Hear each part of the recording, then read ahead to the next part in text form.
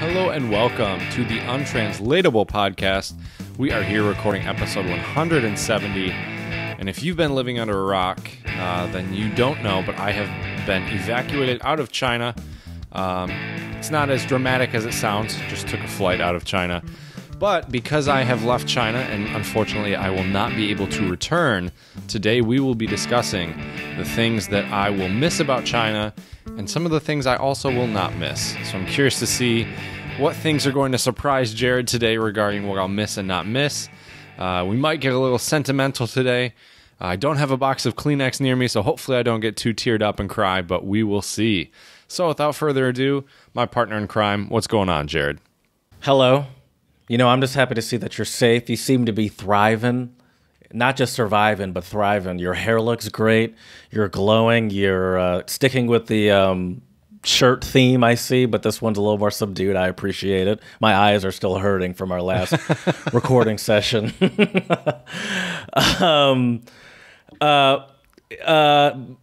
Yo, what I was going to say is you're not the only one, though. I have some things that I think I'm going to miss about, or that I think I'm going to miss out on about you not being in China anymore, too. So I'm interested to see how you hear about some of those. But first, everyone, please spread a little love. Follow us on Instagram, Untranslatable Podcast. You can see Chad thriving and surviving in Bali.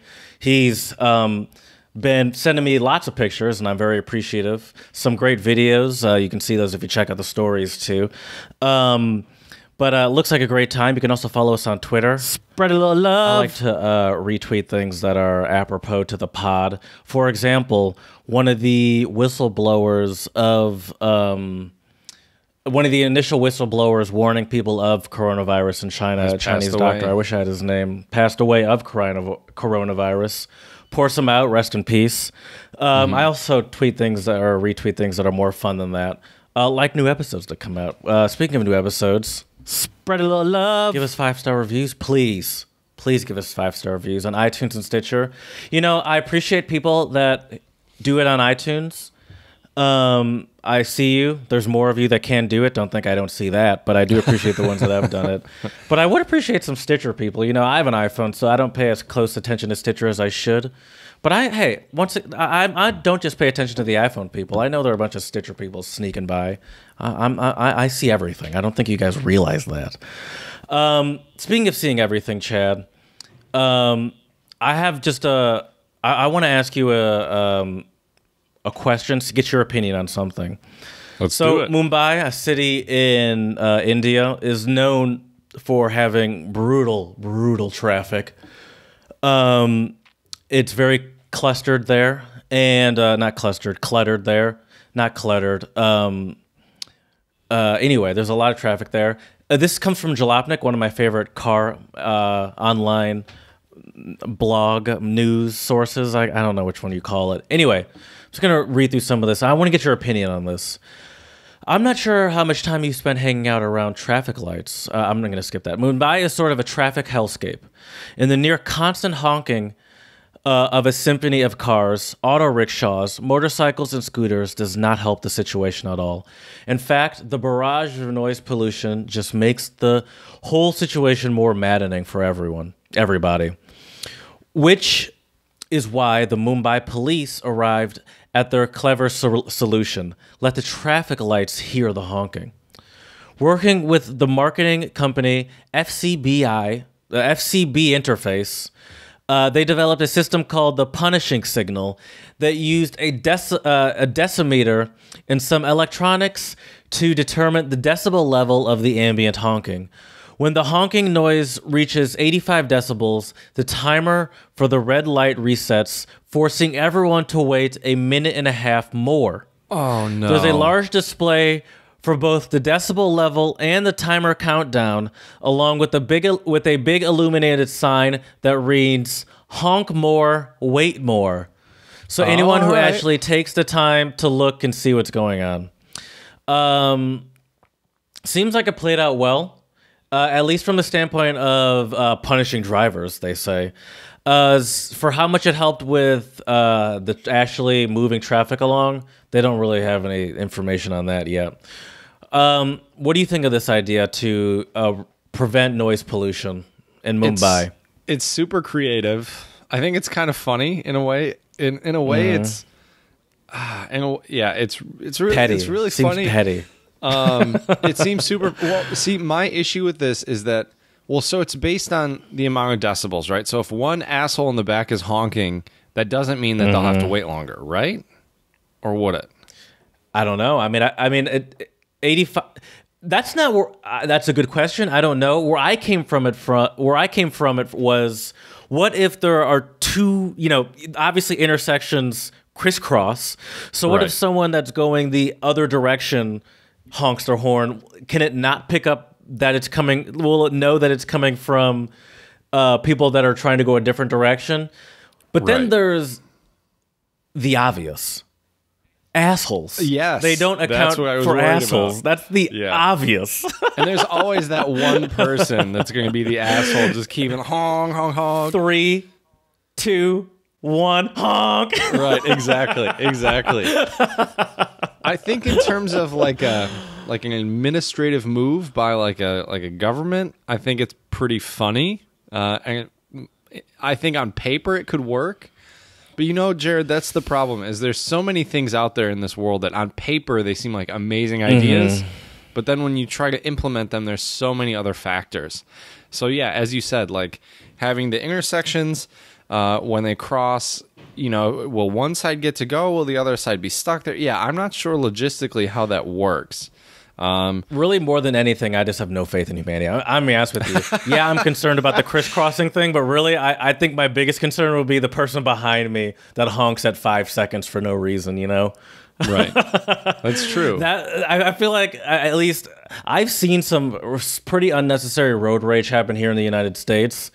And for a community that already seems pretty pent up and aggravated behind the wheel and pretty on edge at all times just to survive, adding in just as punishment just doesn't seems dangerous to me. True. But I do think that we've also both driven in big cities, like Chicago, for example, where there are times where like you hear honking, where it's like, what do you think your honking's gonna do? Exactly. We're all in the same traffic here. There are 6 cars. There are hundreds of cars in front of me. Let alone like what are you honking? What am I don't understand it sometimes. So I get it from that aspect where it's like, listen, this has got to stop because like you guys are honking for no reason. You're like nothing is getting solved by your honking. It's true. So much of the time. What's interesting about that honking, Jared, is in Bali you hear a lot of honking, but it's actually because the way that a lot of the roads are here. Well, first of all, Jared, you'll get a kick out of this. I didn't know this until I came here, but they drive on the left side of the road, and they have their steering wheels on the right side of their cars, like they do in England.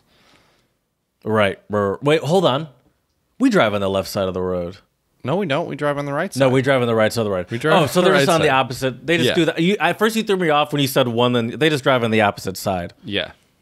But there is one country somewhere, a small country. It might be Myanmar. They do. It's all messed up where they drive, I believe, on like the British side, but then like they sit on the British side in the car, but then drive on like the right. So it's like totally messed up. Oh, interesting. That's why at first I thought you were saying. But okay, so it's Bali, opposite side of the road. I didn't know that either.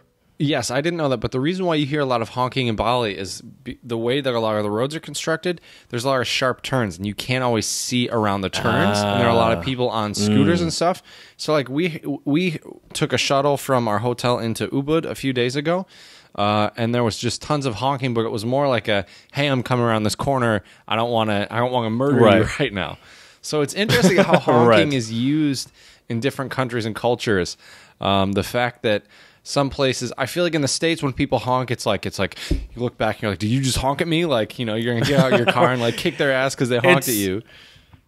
It's often an act of like an act of aggression here, like in the Midwest at least, where there's not a lot of reason to use honking unless someone's not paying attention. But even then, it's just like a hey, heads up kind of thing. Right.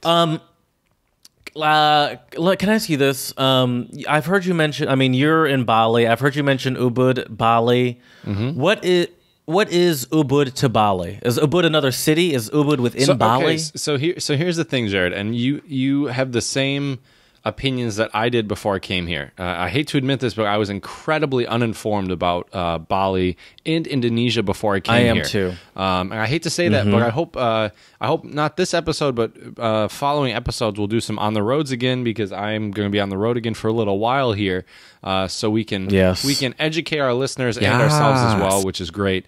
But anyway, so Bali is actually the island. And then there are different cities on the island. So Ubud is a city, Kuta is a city, Seminyak is a city, Sanur, there's all sorts of cities within Bali. So Bali is the name of the island. Gotcha. And then Ubud is kind of the cultural center of Bali, which is where I am currently. I thought Bali was a city. Nope. But see, that's also confusing because, not confusing, but Indonesia is made up of a bunch of islands, right? Correct. Yes. Right. Yeah, so there's a whole bunch of islands. We don't know anything about Bali, or at least I don't. You know a little more than me because you've been there for a week or whatever. Right. But there's a whole bunch of other islands we've never even heard of. Exactly.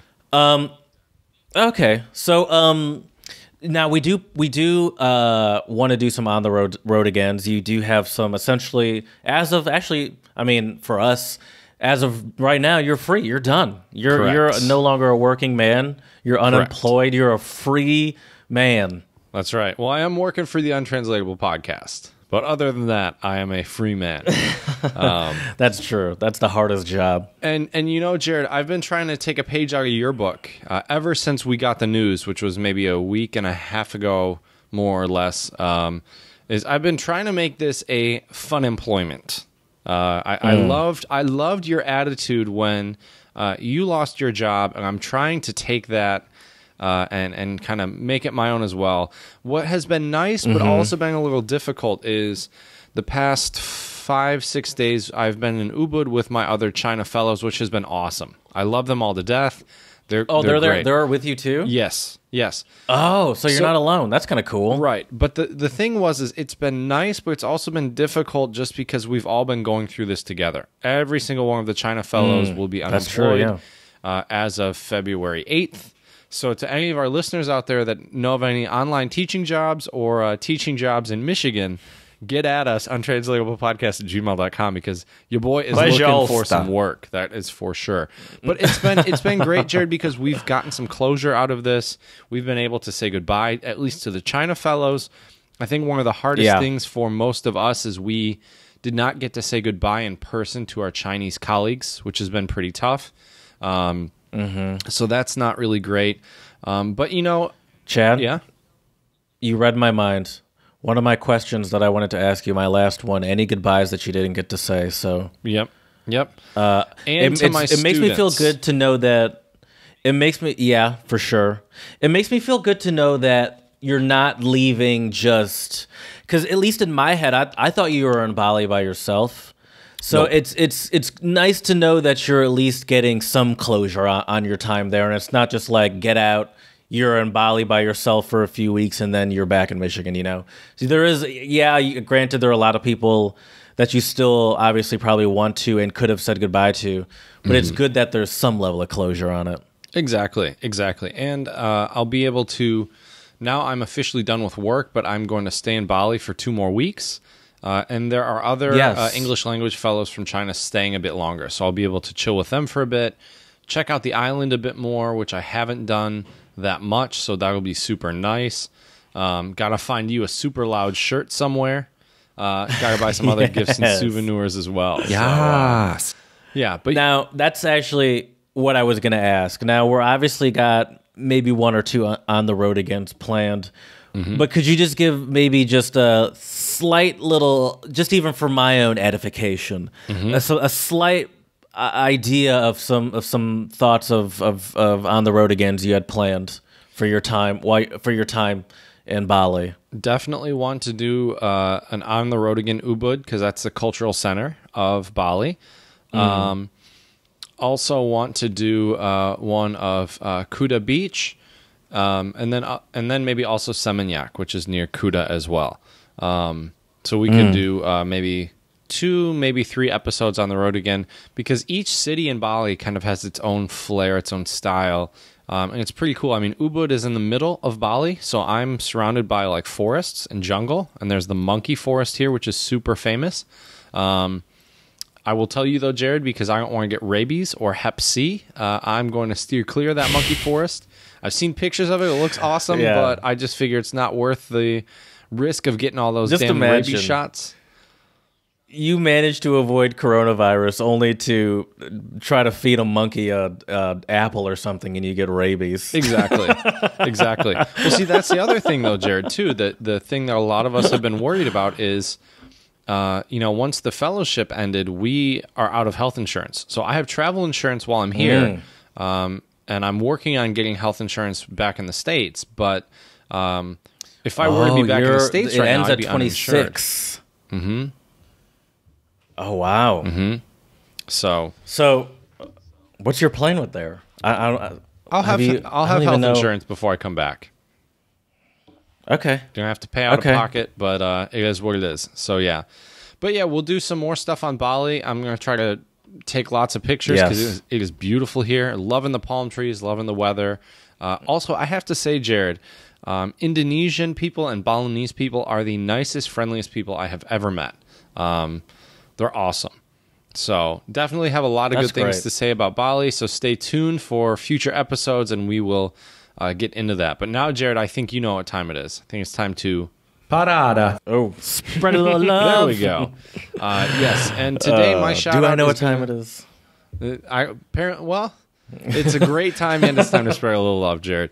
But I'm going to be a little selfish today with the shout-outs, Jared, and I want to give a shout-out to all of the English language fellows, not only the ones here in China that are going through, losing our jobs and everything, but also all of the other East Asian Pacific fellows who we have met in Bali, who have been incredibly supportive, have shared so much empathy with us. They have been so kind, but also especially my Chinese English language fellows who have been so awesome to work with these past 5 months. They're lovely people, and I hope they all land back on their feet, hit the ground running, and use this opportunity to hopefully find something even better, although the fellowship is pretty amazing. So it's a difficult task to do that. Yeah, I mean, you want to go back. You're like, take me back. I do, yeah. I already sent in my application, Jared, so fingers crossed. Wow. Hoping that in August I will be in a new country teaching English at a university. So you'll be excited for that, though, because that means some good podcasting opportunities as well. I like the stories. See, I'm conflicted. I like the stories and the ridiculous situations you get yourself into when you travel, but I also like having you here with me. You know, it's a very tough. I sound like your mom right now. I need to let my baby go. All right, let's do some untranslatables. Let's do it. I got some more Indonesian ones for you, Jared, just because I figured why not learn a few more while I'm here. So this one I think is... Have you caught any just like hello, goodbye, thank you? Oh, shoot. Yes and no. I mean, most people here that I've met speak fairly decent English. And we've been in such a bubble right now that I don't hear a lot of people, like Indonesian people, talking to each other very much. Right. So not really. But I'll start us off, Jared. Okay. This one is jam karet, and it means rubber clock. Someone that's always late? Oh, very good. Very good. Yeah, somebody who's always late. How did you get that so fast? Rubber clock. I don't know. I just assumed, I just took a guess that it had something either to do with being on time or late because they're talking about clock. I don't know. Right. I just went for it, and it felt good. Thanks for asking. Nice. That was exhilarating. I still love these untranslatables. I don't know how these haven't gotten old for me yet. My first one, except, you know what's gotten old, is just destroying pronunciations. That's starting to get old. Languages. Speaking of butchering languages, my first one is Slovenian, and it's Živjeti kot piček na veži. To live like a birdie on a branch. Is that like to... I feel like that's like to... like never take chances. So like always be watching, never actually doing anything. No. Think Many fregista. Think of that when you hear that. To live like a birdie on a branch. Oh, to be carefree. Think of the birdie just saying to be carefree. Many fregista. Perfect. There we Exactly. go. Okay. Nice. Yes. All right, Jared. Yes. My next one is I'm getting kind of hungry, and this one is telur mata sapi, and that means cow's eye egg. Cow's eye, like the eye, like your eyeball eye. Yes. Mm-hmm. Cow's eye eye egg. Oh, he's just like you're eyeing down food because you're hungry or something like that. I will tell you, it's a way to cook eggs. Cow. Oh, like a sunny side, like a. There we go. Sunny side up. Oh, okay, yeah. okay. Sunny side up. Let me ask you this. I've been dabbling in new styles of egg. Generally, I've always been a boiled and or scrambled person, but I've started enjoying the fried egg. Oh yeah, fried eggs are great. But I never feel like I know how to explain it because I usually say fried egg medium, but then that's always follow up with some sort of question. And like 9 times, or not 9 times, like maybe every 4 out of 10 times I'm getting something that's not what I expected. Like they don't flip it over and it's kind of like a softer. Okay. I don't know. So there's for fried eggs in theory, I think they flip it usually. And then the yolk is still cooked. Whereas I think if you go sunny side up or over easy, those are I love it when you can poke the yolk and it breaks and it runs. Yeah. Oh, it's so usually delicious. I say over medium. Okay. But I don't think, is that a thing? I don't even know if that's a thing. I have no idea. That's why that's why I'm rarely getting what I ask for. Right.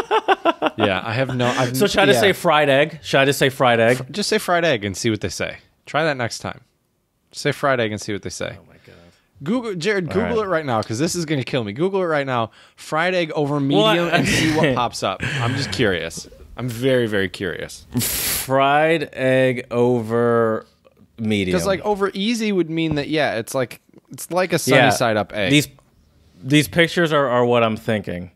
It's an egg that you first you put into the into a super hot skillet, a frying pan, and then you flip it over and fry it for a bit. Like you fry it on the way you put it in there. Then after that for a bit, you flip it over. Flip it, yeah.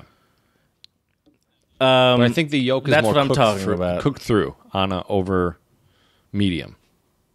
Yeah, I mean, there's still some runniness, but there's a little bit more of hardness to it as well. But it'll run a little bit for sure. Right. All right, let's just keep going back to the untranslatable. I'm never gonna figure this out. My next untranslatable. This is so aggravating. My untranslatable is Igbo. Igbo is a language spoken in Nigeria, and I believe also Niger and Congo as well. And it is Ogbacha oso a guo mile. After a race, the miles or distance covered is calculated. After a race, the miles are calculated. We'll just cut it down a little bit. So it means it doesn't matter what you do or what you say till it's over. No. Okay. No. Let's. All of my my first 2 untranslatables I picked because they had something to do with our episode today.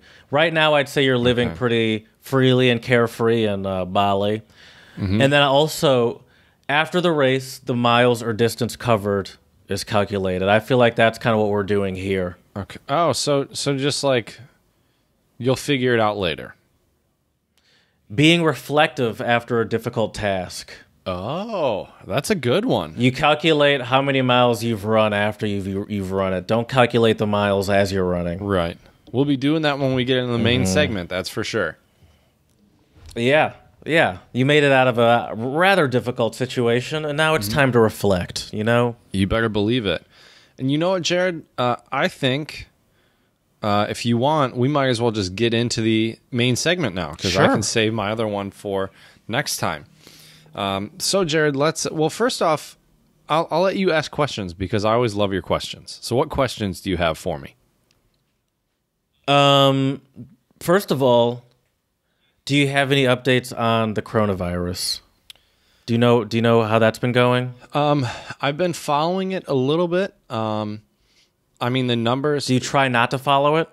I watch. There's an MD on YouTube. I forget the channel, the name of the guy's channel, but there's a doctor on YouTube that posts a lot of stuff that seems very like he references legitimate academic medical journals about the virus and like other stuff like that. And his numbers seem to be fairly accurate for what China has been reporting. That's another discussion for another time. But the good news is that at least I watched the video the other day, and the amount of infected people has dropped significantly. Meaning there was a rate of like the number of people that were getting infected. The rate of infection. Correct. And that's starting to drop, which I think is a good sign. Now, I will say Are this, you though, concerned? about the... yes, and Sorry. You're good. About your girlfriend, I was going to say. Well, she is safe and sound back in Russia. So... Oh, okay, good. So I think she's, I mean, health-wise, she should be doing okay. I talked to her this morning, and seems like she's doing great. I'm also feeling good. I've now been here for 9 days. They say that most patients who were sick started to show symptoms generally around day 5. I'm past day 5, and I'm feeling pretty good. I'll feel much better come day 14 when I know that that's past the incubation period, because you never know. Sure. But so far, so good. Yeah, but you're past the more active Correct. period. And there are no cases in when Indonesia. It usually hits. There are no cases in Indonesia. And Indonesia, the reason why my girlfriend was not able to come, unfortunately, was the day my girlfriend was going to fly in, Indonesia has blocked all passengers coming in from mainland China. Doesn't matter if you are Chinese, American, Russian, German, Japanese, Korean. Does not matter. If you were in mainland China within the last 2 weeks and you want to come to Indonesia, you are not able to. Which is a bummer, but it might help. Well, I would assume it would help you regarding, a little selfishly, it'll help you getting back into the U.S. Yes, you've been there for almost a month, and correct. You're coming from a country that doesn't allow extra entry into China right now. And as far as I know, there are still no cases in Indonesia. I'm not sure if there are or not, but last I checked, there weren't. So I've been checking a little bit more, so just because I do worry and am a little scared for my Chinese colleagues. You know, I want them to all stay healthy. All the people in China, you know, nobody deserves to get this terrible virus, let alone die from it. So I've been keeping a little bit of tabs on it, but not. Do you know too how much. it is in Jinan, which is where you used to live? For those that don't know, I looked at a graphic the other day, and I think that I forget how many cases there were. The good thing is, though, there's also a good number of people who have recovered. So they're saying that this is more infectious than SARS, but it's less deadly. Okay, well, that's, I guess, good news.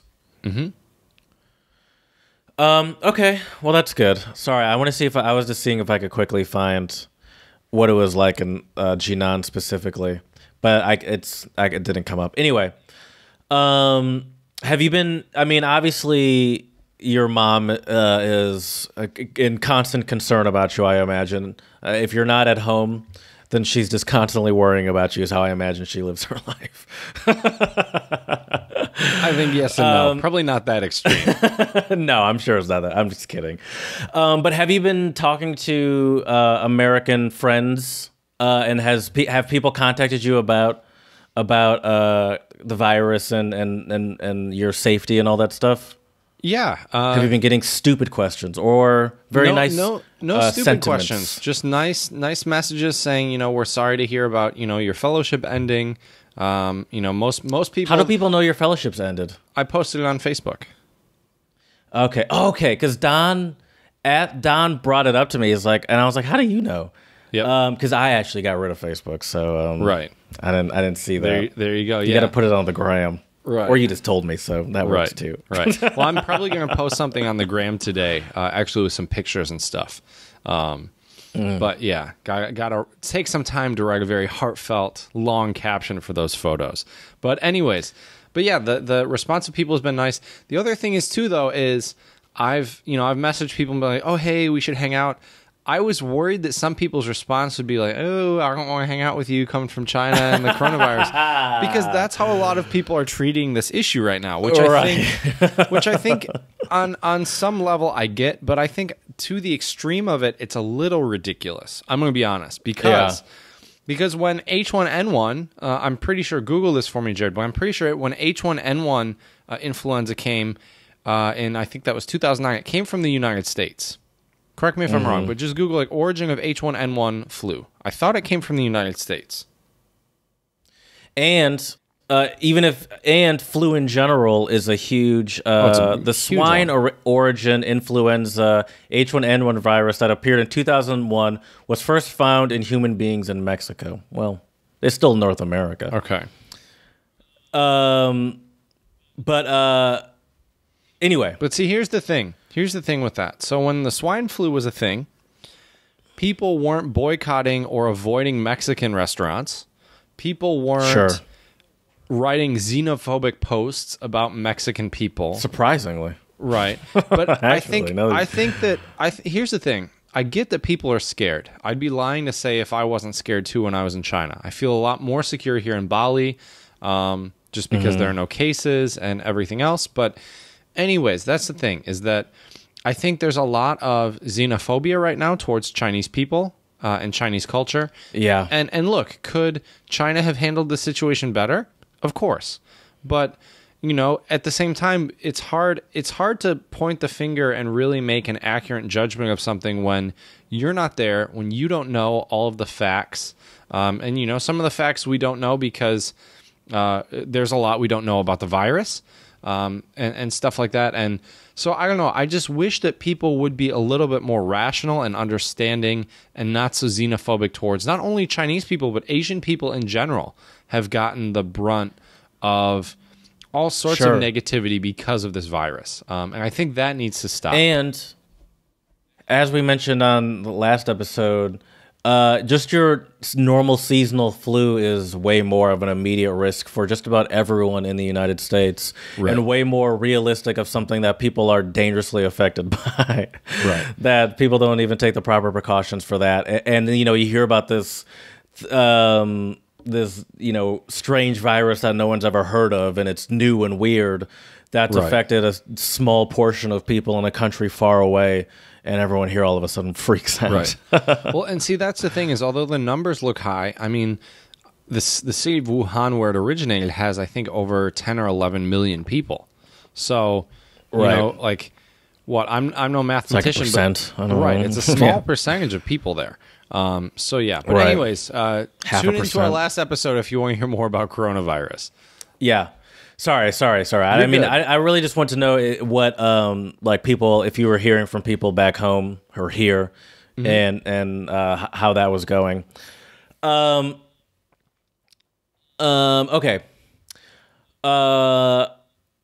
I have. How did your last presentation go? Really well. I did a presentation here in Bali with. English, like yesterday, wasn't it? 2 days ago? With English teachers, also Indonesian teachers of Indonesian language. And I did a workshop on post-reading activities. So some things you can do after your students have read a book or a comic or whatever in their classes. And it went well. I think it was well received. We had a lot of fun. What was funny though is some of the chairs were kind of old and they were like these little plastic chairs. And during my presentation, one of the chairs broke and one of the participants fell over. And it was a lot, like the sound of the plastic chair snapping was pretty loud. Scared the shit out of me, Jared. Scared the shit out of me. Oh, yeah, because it's also tile floors from what I see here. Exactly. Yeah, those chairs do not look built for adults. Like, those look like for kids. Right, exactly. But yeah, it was really good. It was great. I learned a lot from the presentations I was watching. I will tell you, though, it was a long day. I got up at 6 and we got back to the hotel around 5 You got up at 6? I did. Yes, sir. Wow. Hard to I didn't believe, even know your Jared, body knew how to do that. It definitely won't people once will I move back to the States, that's for sure. I texted you the other day and asking you a question about something, and I told Sydney, I was like, well, it's right now. It's probably it looks like it's about 7:30 there, so he probably won't respond until about 11 because he doesn't wake up until about 11 every day. But he'll definitely respond. So speaking one more thing about this about the presentations you gave, it's interesting. I actually that's the first time I've heard you bring up that topic. Is this is not the first time you've done this topic, is it? I assume it's not. It is. It is. Oh. Because we were Did you purposely... Go ahead. Sorry, go ahead. No, please. You're specifically... We were specifically asked by the embassy in Jakarta to prepare a topic either related to reading or creative writing. And I have more experience with reading as a teacher than creative writing, so I figured I would do one on reading. Plus, I like to read. Did you feel any different about it because it was the last one, like more chill or like that's the sad, sentimental? Right, that's the interesting thing. I was thinking about that yesterday before I presented, and I guess for me, I just wanted to end on a positive note. I wanted to make sure that these teachers learned something. I wanted to have some fun with it as well. Flirt a little bit. But I'm just kidding. But I don't know why, Jared, but since I've been in Ubud, the food hasn't been sitting super well with my stomach. I haven't had any serious issues, but just like some discomfort. And I had lunch before my second presentation. And I don't know, like the food here is a little spicy, but it's not like anything that I haven't eaten before in terms of spice. Not blowing you away. Right. But my stomach was in knots from my last presentation. So at that point, I was like, I just hope I can get through this presentation. Not to go into too much detail, but I will say that I do notice a correlation between anxiety/nerves and bowel activity. There's a correlation there for sure. Sure. So before we started, you were talking to me about how you're constantly striving to be more positive, look at life in a better way. And I just heard you, you just got me thinking when you're talking about stomach issues. I want to get into some of the things you won't miss about China first. Then we'll finish off with some of the things you'll miss. Because you mentioned to me that you don't like the idea of ending the episodes on a negative note. We should end on positive notes. So if we have anything negative to say, start with that. So the positive stuff is what gets highlighted. Exactly. So the things that I will not miss. Some of these are kind of weird, though. Some of these, like, I kind of won't miss, but in a way I also will miss a little bit. One of those, Jared, is being such an outsider. You get looked at everywhere. I mean, for some people, I'm probably the first guy they've ever seen that was maybe white or a white guy with a beard and blue eyes or whatever.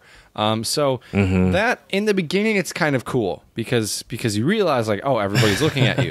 But I would say about but I would bet after, and I loved the way kids would react. Because kids would look at you and they'd smile and they would wave. And I would usually say ni hao or hello, and the kids would be all super excited. So that was really cute and adorable. In Germany, sometimes when I used to get kids staring at me, I mean, granted, I was more awkward. Bruder, was willst du? I hated it. I was like, you never seen a black person before? Right. Yeah, we exist. That's the thing, though, Jared. Towards, I think, month 4, when people were still doing it, I was like, what? You've really never seen a white person before? So that thing, like, I won't miss being, because I think in China is one of those countries where one of the things is that, as I've said before, even just the language they use when talking about people, expats living in China, they use the term foreigner. Right? So that already, I think, makes you feel a little bit like an outsider. The big language barrier makes you feel like an outsider as well. And I will tell you, Jared, I won't miss going into the grocery store and just having no idea what the heck so many things are. In the beginning, it's a lot of fun. And it's really cool to be adventurous. But after a while... Did you ever just pick random stuff off, like cheap stuff, and see what you got? Once in a while, yeah. A couple times. Like more like packaged snacks. Yes, definitely. Yeah, like a candy or a snack or something. Right. Now, if there was a picture of a fish on it or shrimp, steered clear of that because that's not my that's not my thing. But yeah, but on the flip side of that coin, it is fun for a while to because there's so many cool new things you can try. New adventures. Exactly. But the other thing I won't miss is like the outrageous price of anything that is Western. You know, if you want to buy cheese, you're going to pay an arm and a leg. You want to get a pizza, the quality of pizza at a lot of places isn't great. You want to get anything like Western, it's not going to be cheap and affordable. Did you have speaking of food, did you have a sort of low-level lingering fear of food poisoning? Or was that not really, was it, or did you get over that? But it was kind of always just like, this meal might mess me up more than I'd like. It was only it's always kind of a possibility. It was only when I was ordering food from a place that I had never been inside. Because the places I went with Chinese colleagues and when I went to workshops and stuff, if you can see the restaurant, usually if you can see that it's fairly clean and everything, then in theory you should be okay. It's the dirty restaurants that don't have great, sanitary practices. That's where you get the bacteria and that's where you get food poisoning. Sure. So I always felt really safe in Beijing, though. Well, my girlfriend has been living there long enough. She knows all the good places and reputable places. So in Jinan, it was kind of a shot in the dark when I would order food. But I will say, Jared, I won't miss the risk of low quality food because I think in the States, especially, we generally have very high quality food. There's a lot of other food standards there that keeps it maybe safe. not high quality food standard. That's what I meant. I'd say exactly. I don't know about high quality food. right But the chances of you getting food poisoning, I think that's very well mitigated in the United States, especially at restaurants and grocery stores and stuff. I mean, that's everywhere you get food. But I think we're good at that. Definitely would not say we have the high, especially high quality foods, though. Right. I mean, we can if you look for it. Another thing I'm going to imagine you don't miss is the air pollution. Correct. Yeah. The air the overall pollution and cleanliness of China. Some places are very well taken care of, but there's a lot of. I mean, you see a lot of cigarette butts. Ground pollution too. Oh, okay. It's not just air littering. Pollution. Yeah, you see a lot of cigarette butts. You see like bubble tea cups and all sorts of stuff littered all over the place.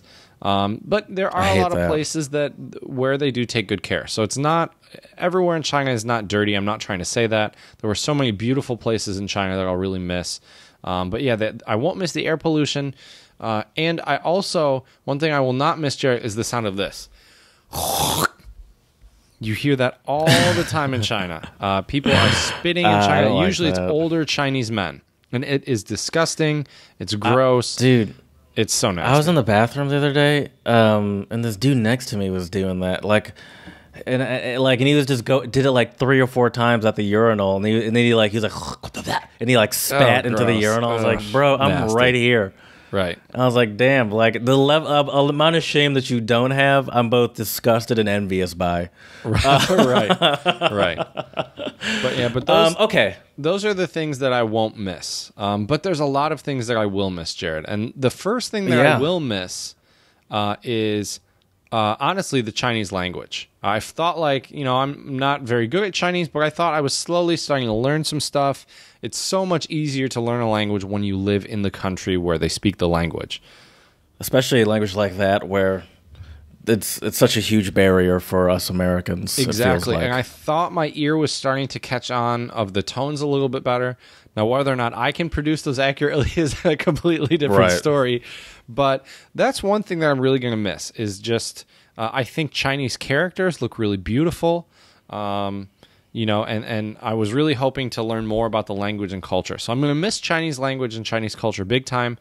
The very obvious one that I think in a way almost goes without saying, but I'm going to say it anyways, is I'm really going to miss my students and my colleagues at the university and at the embassy.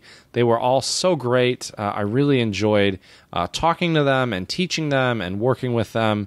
It was such a wonderful semester. So I'm really sad that I'll have to leave all of them behind. Is this the first time you've had a job where part of the role is giving presentations like you did? Yeah, because as a Fulbright, I gave a few presentations, but for the most part, this was very heavily teacher training based, which is why I applied for this fellowship, because I want to gain a lot more experience as a teacher trainer. I think it's a lot of fun to help local teachers improve their teaching practices, improve their English abilities. It's a lot of fun, and I think the teachers are really appreciative of it. Is a role like that tough to find for someone at your level, like a dual role where you're doing that sort of training / presenting and just a normal sort of teacher at the same time in the same job? Right. It's not easy. That's why I reapplied for the fellowship for the fall, because it's not easy to find a job like that where you get the best of both worlds. Usually you're either a lecturer or you're a teacher trainer. It's hard to be both. Right. Unless you freelance one of those. If you're a freelance tutor or lecturer, or if you're a freelance consultant or teacher trainer. Yeah. Sure. And what that afforded you was opportunities to travel too. And not just travel, but the guided travel. Do you know, like guided meaning you weren't just going into a place blind, you had people that knew it and were showing you around and all that stuff. Do you know of some places that you might or that you would have had coming up that are obviously now off the calendar because your fellowship's over? Like any places that you were looking forward to? Like I know Ulaanbaatar was a place that we talked about well before you went there, of a place that you were very excited to go to. Right. Oh, I loved Ulaanbaatar in Mongolia. Well, no, because we weren't. Usually you start to plan the next semester, like what events will be coming up, what conferences, sometime in February, which would be now. So no, I'm not sure. Okay. But I will tell you one thing that I'm super bummed about. I was hoping to schedule a teaching workshop in Jinan at my university. Obviously now that will not be the happen. host. Exactly. So now that won't happen, which is a bummer. I was really looking forward to that, to have the other fellows meet some of my colleagues, and yeah, so that's a bummer. If you were to be the host, would you be requesting the topics, or is that coming from your colleagues? I would be the one organizing and requesting topics. Yeah. Oh wow! Oh, that's fun. Yeah, it would have been great. It's a lot of pressure, though. It feels like. Otherwise, though, Jared, some places that I wanted to go to or go back to were I wanted to go back to Xi'an. Xi'an was really cool, and that's a very historic city in China. The food there is super delicious. But you didn't really get to explore. I feel like I remember that was one where we talked about the games. Correct. During teaching, but we didn't really talk about the actual city because you kind of were in and out. Exactly. Right. And see, that's the negative thing about some of these workshops is that it's great to work with the local teachers, but you don't get much time to explore the city. You're not on vacation. Right. Yeah. Exactly. And once you're done, you're so tired because you've been working all day. It's hard to explore. Sometimes you just gotta say, screw it. I'm tired, but I'm still going to do it. But yeah, so Xi'an, I'd like to go back. I'd really like to go to Sichuan province to try the food there. It's spicy food. Also, in Chengdu, they have pandas.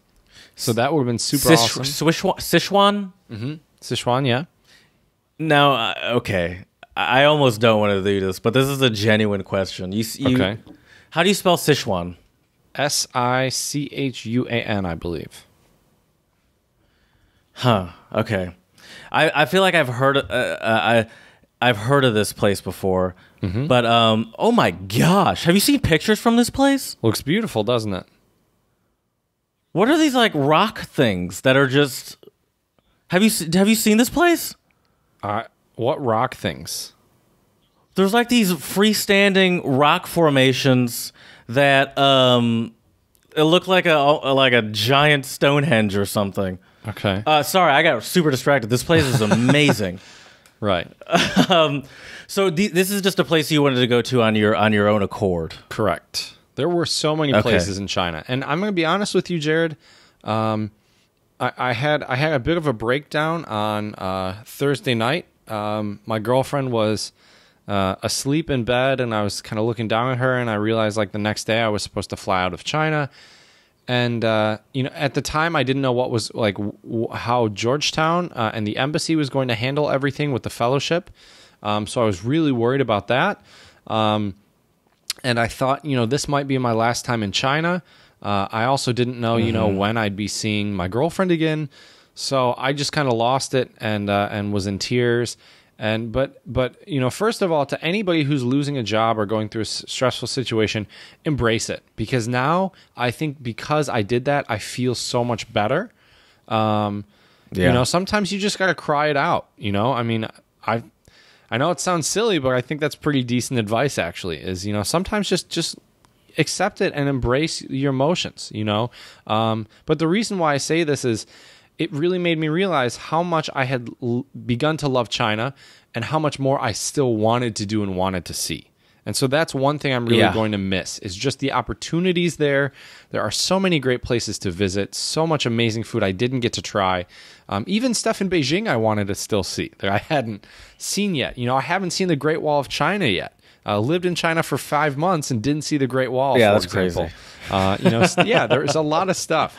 But really what it boils down to, Jared, I think the things I'm going to miss the most, I think most people who do any travel or work abroad will probably say the exact same thing. The thing I'm going to miss the most, obviously, is the people. Sure. I mean, Chinese people were so generous to me, so hospitable, so helpful, so nice, so kind. I really can't thank them enough. But it was just such a great experience overall. Now, there's one more thing that that was beautiful, Chad. There was one more thing that I am almost reluctant to bring up that I'm gonna miss that you didn't get to do, and I'm almost reluctant to bring it up because Bring it up. I'll be honest with you, I don't think you had any intention of actually doing this at all, and I think you know what I'm gonna say. What? Ping pong. Oh, I am bummed about that. I didn't get the intention that you really cared to try to make that happen. Well, so. And you always talked about it so like theoretically, but never with any sort of intention, Right. Which is shocking to me for someone that grew up like learning it.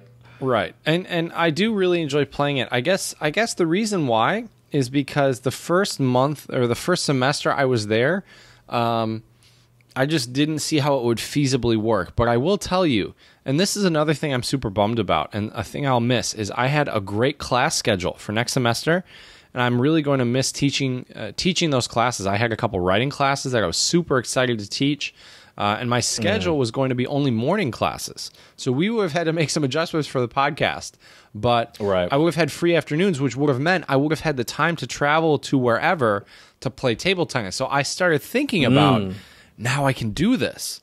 But now, so I'm super bummed about that.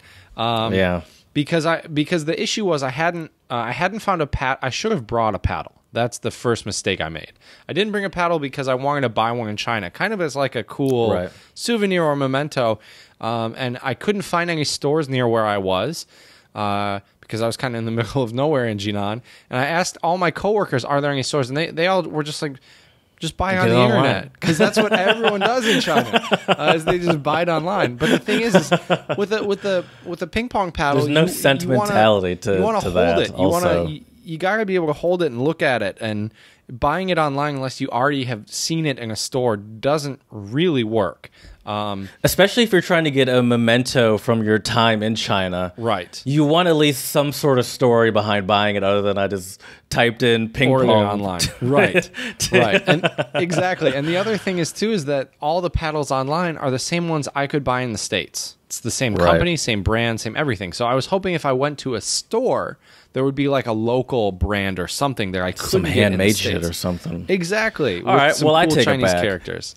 I was under the impression that you just weren't that interested in making it happen, but I apologize. It sounds like you actually did want to make that happen. Yeah, it was just the scheduling logistics of the first semester. Second semester, I think it definitely would have been possible.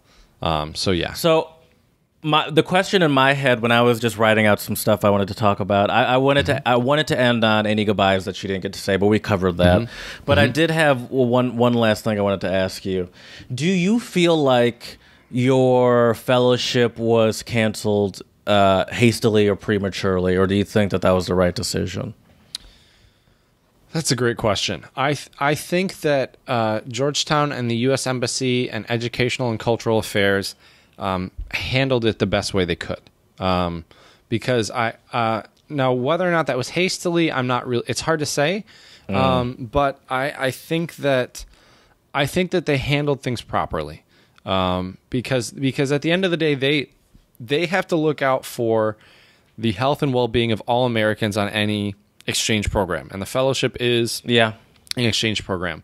Now, I wish they could have somehow had us wait and see, but the problem is then we'd have to wait all outside of China, because the U.S. is also has a level 4 travel warning on China, which basically means do not travel to China unless you absolutely have to, unless it's absolutely necessary. So you couldn't wait in China, you couldn't go back to the U.S., so they'd essentially just be putting you up somewhere for an undetermined amount of time. Exactly. So in terms of logistics, I don't think that's feasible. I don't think that's really doable. So I think they've really handled the situation well.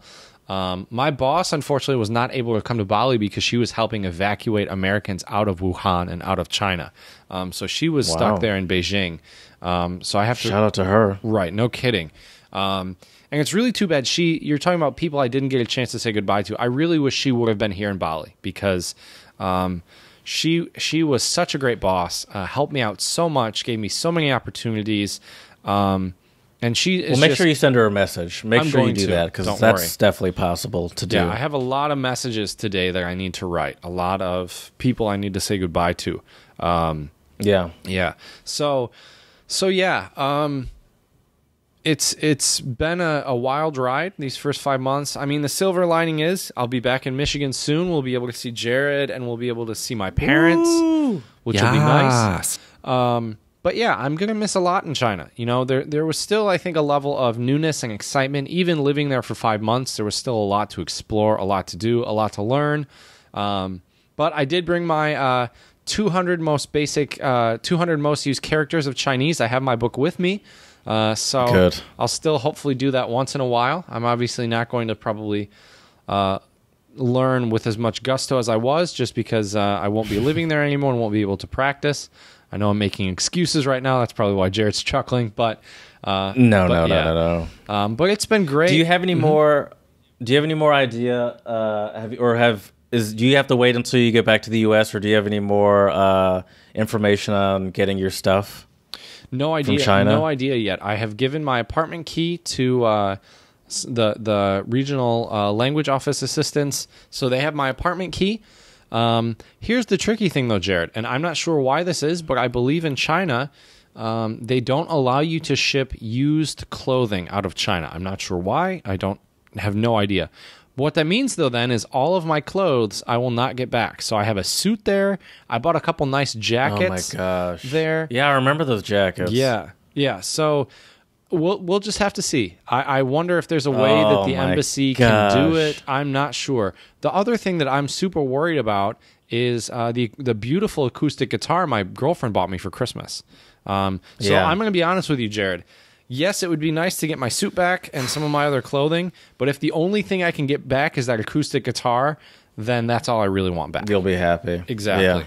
So, man, what a shit show. Right. But the other thing is, too, is that it also depends when the people can get to my apartment to pack everything up and ship it, which might be a while. They're not. That's definitely not top of their list of things to do. Exactly. Well, and the last thing I want is someone stranger's house. Right. Well, the last thing I want is someone to get sick because they had to go pack up my stuff. It's now, just be honest stuff with me. at the end of the day. Is there anything in that apartment where you're like, this would be my little awkward if they see this, or thankfully just don't open that drawer? Thankfully, no. Okay. No, there's nothing weird or awkward. I do have I have a bunch of single one R&B bill notes that I left there because I thought I was going to be coming back. And at that point, I'm like, well, I don't need it. Yeah, just take it. Not that they want it. Right. I mean, they don't want it either. They don't use cash. Right. So yeah, but I do have a couple things of sentimental value. I have the guitar my girlfriend bought me. I also have a watch my mom bought me last year for my birthday while I was in the Czech Republic. So there's a couple and those jackets things too. And those jackets are nice. So we'll see. I'll let you know though, Jared, once I get things updated. That's the other thing. I have to make a spreadsheet of all the stuff that I want back. I have a pair of Jordans that I wore so much that the soles are pretty much warned to nothing, so I'm going to tell them, obviously leave those, throw them away or donate them or whatever. Don't need those. But yeah. But anyways, Jared, how about we talk about the song of the pod? Yes. It is by a Chinese reggae group called Kawa, and the name of the song is Path of Our World. Sorry to cut you off, buddy. What were you going to say? No, please. I was going to say the song's great. So I Googled Kawa, and I'll just give a quick blurb of who they are. Kawa is a band from China that incorporates their traditional ethnic folk songs, poems, and chants from the mountains of Yunnan province, with reggae music for a unique sound that can be heard nowhere else in the world. And based off of my very uneducated ear, I'd agree with that. It's clearly, reggae.